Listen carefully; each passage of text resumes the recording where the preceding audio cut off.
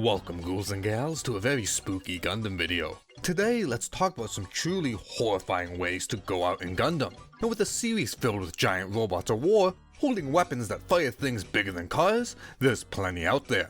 So here's 10 horrific weapons and how they were used. Take note that it's not just the weapon, but how it was portrayed as well. There's a lot out there, so I can't cover everything, and I did try to get some odd ones to be interesting. But anywho, let's jump right in. Now, what's an iconic horrific weapon? Flamethrowers, right? Pretty scary. Even in a setting with giant robots, you're not safe from being engulfed in flames. And shockingly, Gundam has a few flame weapons here and there, like the Gundam Super Napalm Launcher, or the Shenlong's Flamethrower. But for this list, let's head to after-war Gundam X and look at the high mobility Dartress, specifically a group of vultures called the Flame Clock, equipped with various weapons, but in this case, a flamethrower. But this is just a regular scaled up flamethrower. While you're not going to be turning mobile suits into puddles, it's still a big ass flamethrower. Need a forest, building, or just any large general area in flames? Well, this thing's got you covered. However, what makes this thing terrifying is how it was used in the show. The Flame Clock, a group of vultures using high mobility Dartresses, would gang up on a mobile suit and engulf them in continuous flames. This isn't going to melt them, but what it will do is much worse. Slowly but surely, it will heat up the mobile suit, harder and harder. Maybe the ammo catches fire and detonates, or maybe some internal liquid, if you're lucky. The goal here is to heat up the cockpit, turning it into an oven, cooking the pilot inside, in a slow, agonizing, and extremely painful death. Reminds me of the Brazen Bull, a metal bull with the same vibe. Someone goes inside and you light it underneath. While turning someone's cockpit into an oven and giving them the most gruesome, agonizing death possible, this does have some practical use. The flames can damage a mobile suit, but it's a lot less than shooting or meleeing, making it easier to salvage. You just gotta hose down the cockpit, put up a few air fresheners, probably never get the smell out though. Sadly, or thankfully, depending who you are, this was never shown. This was used against a Gundam type, which could handle the high heat, and while it did get damaged, the pilot never came out extra crispy. Now let's look at the GPO-2, a mobile suit that intentionally looks like a villain. Nothing on this guy looks welcoming, a far stretch from the GPO-1. From its opposing silhouette, its scary face, or the star of the show, the Atomic Bazooka. Firing the MK-82 nuclear warhead, this single payload, in a bright flash, annihilated 2/3 of the Federation fleet during the naval review of Confedo. This warhead is so strong that even when the GPO-2 fires it, it's just outside its destructive range and needs the massive shield to help it survive. Effectively a better Metal Gear, this mobile suit itself is threatening. It can easily hold its own, but knowing it houses such a destructive weapon makes this thing a nightmare and fitting for the pilot Annabelle Gatto. This list needed at least one form of a nuke, and while the attack itself isn't horrific, causing this much damage from a single mobile suit in an instant gives it a slot. Heading over to Iron-Blooded Orphans, a real brutal series. Now, Gundam's no stranger to that, but IBO's got some extra brownie points for a few things. We got the nice setting, just how it's portrayed, and the lack of beam weapons. There's just something beautiful about getting clunked by a physical melee instead of a fancy schmancy beam. So which one takes the cake? Is it the Lupuses using its mace maracas and drumming the opening to Hot for Teacher on your cockpit? Or maybe the chainsaw wrench, gripping, shredding, and tearing your armor away? The weird mobile armors that are hell-bent on ending all life? No, let's keep it simple. It's the Gusion Rebake Full City Scissors. Simple, not clean, but effective. Once these scissors get a hold of you, it's over. And with the Gusion's 4 arms, he slowly comes to a close, bit by bit, till the enemy is in two. It's a real creative weapon, and oh god I love it. Every scene with this shows how horrible this thing is, with the cockpit crushing in itself, inch by inch, knowing the inevitable is coming. It's a brutal death, best shown with Kujan, where it's the same as the others, but the build-up adds so much, and we get a few inside shots of the cockpit slowly caving in, till it crushes him.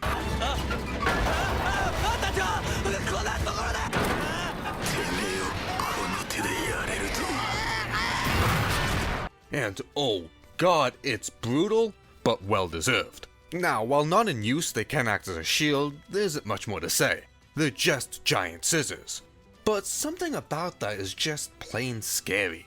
We can all thank Clock Tower for that, the fear of the snip snip. But in general, giant scissors, while rare, when they do appear, it's very much appreciated, cause they are cool. So far, we can agree that mobile suits are scary. Definitely so if you're not in one. Doubly so if you're also near one. And yes, dying to one is dying to one, in or out of machine. But when you're not in one, the whole mobile suit in a way becomes a weapon. You're not even the target, but these giant war machines can still make you meet your maker. Like in Gundam F91, where we see a G cannon firing its shoulder weapons, spewing cases everywhere. And well, an unfortunate mother who was running along to safety with her baby was in the wrong place in the wrong time, and got bonked in the head by one, instantly killing her. Horrific. In Gundam Victory, we have the Bikini Babes, who drifted a bit too close to an active beam saber, then just got vaporized. Well, that one was a little bit more intentional.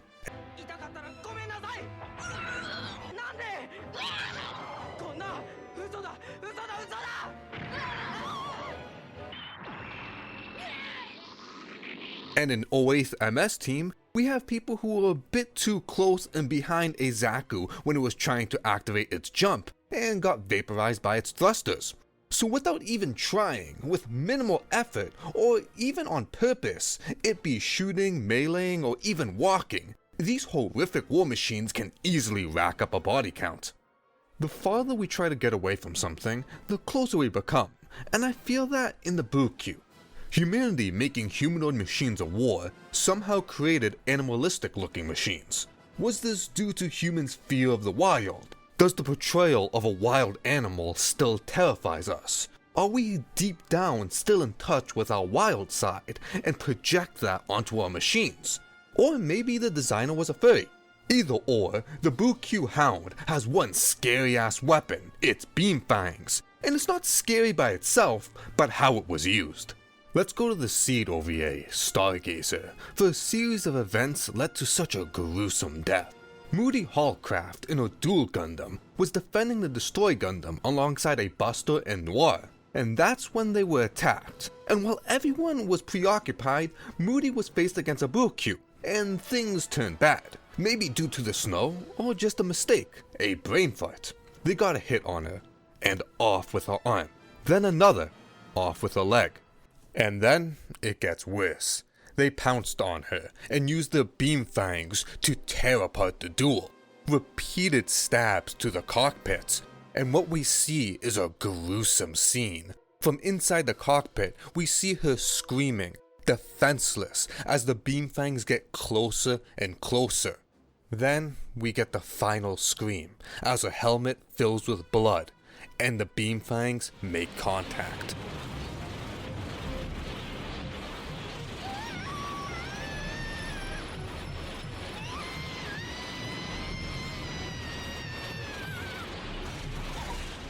And what remains is a destroyed corpse of the duel.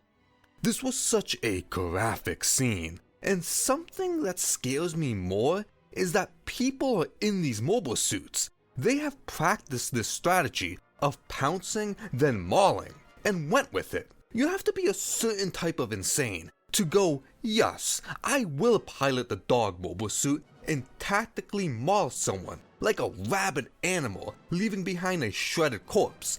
Or maybe you just like dogs and want to pilot a machine one. Or maybe you're just a furry.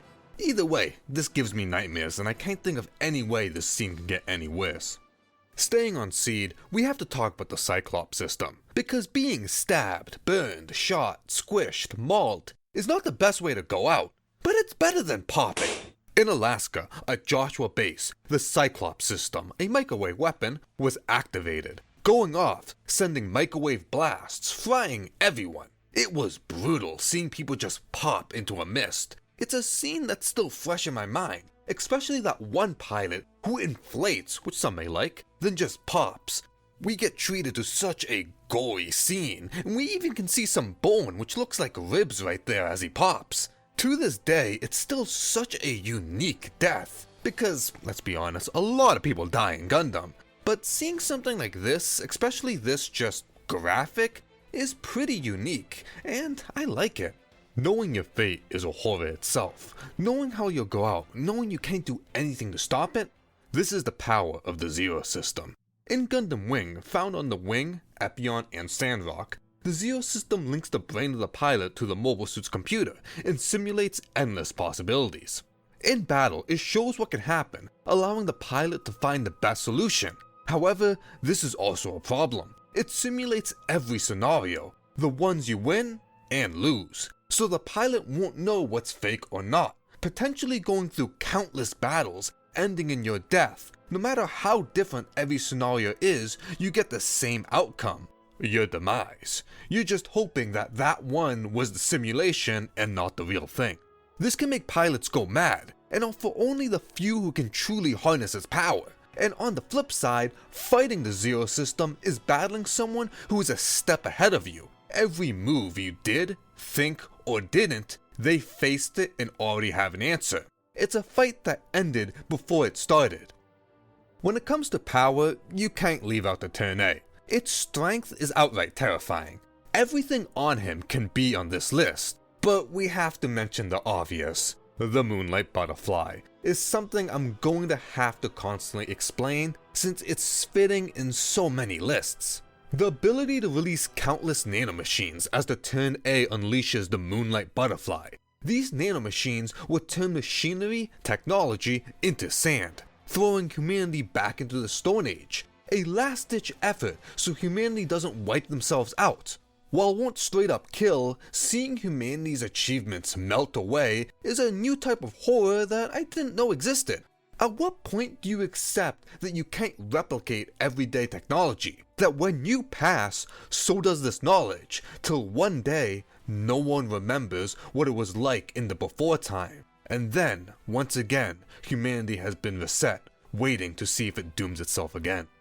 Here's one that I feel is the least known on the list, and that's the G-Self from G Reco. A odd show with odd characters. Let's just go with Quickie. We're going to be looking at the G-Self's Perfect Pack Photon Torpedos. Antimatter crystals sent out and just erasing anything they touch. If you get hit by one, you just get deleted. Something about that is just scary. Death by the unknown. Being turned to a flash of lights with no explosion, no beam, no shot, nothing. Just bam, you're gone. Oh well, parts of you are. 1 second you're in your mobile suit, then its legs are gone, then it's gone, and you're just floating in space. When Bell used this, everyone on both sides is confused and terrified of what the hell was happening. People and mobile suits just started disappearing, turning to chunks without an explanation. The amount of damage this did is insane, and no one had a clue on what's going on. Both sides stopped fighting to try to understand what's happening. My favorite part is after, where Bell is mortified on what he just did, where he underestimated the G-Self's power and paid the price in senseless destruction.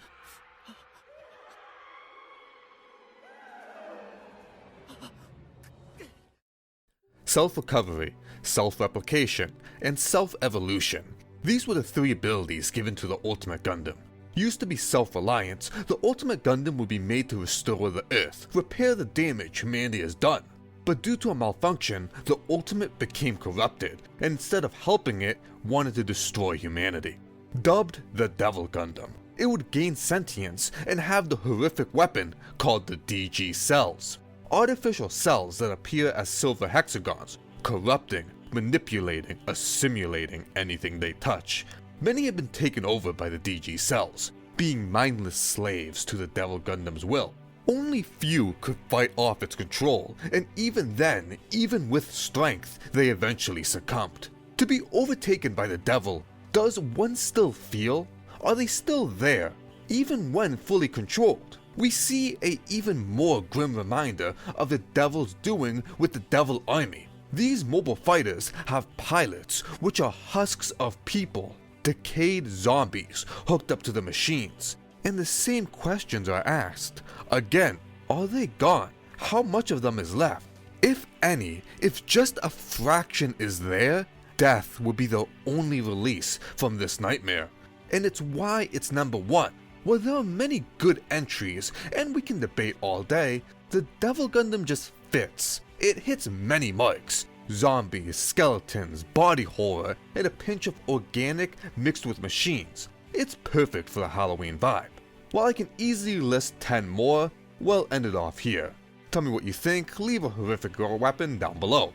But thank you all for watching. I do love talking about some good old-fashioned classic suffering, since Gundam is filled with it. And in no means is this the end, but it is for today. Hope to see you next time and have a spooky day. And special thanks to all those who support the channel. Very much appreciated. May the powers above bless you with proper sticker placement. Till next time.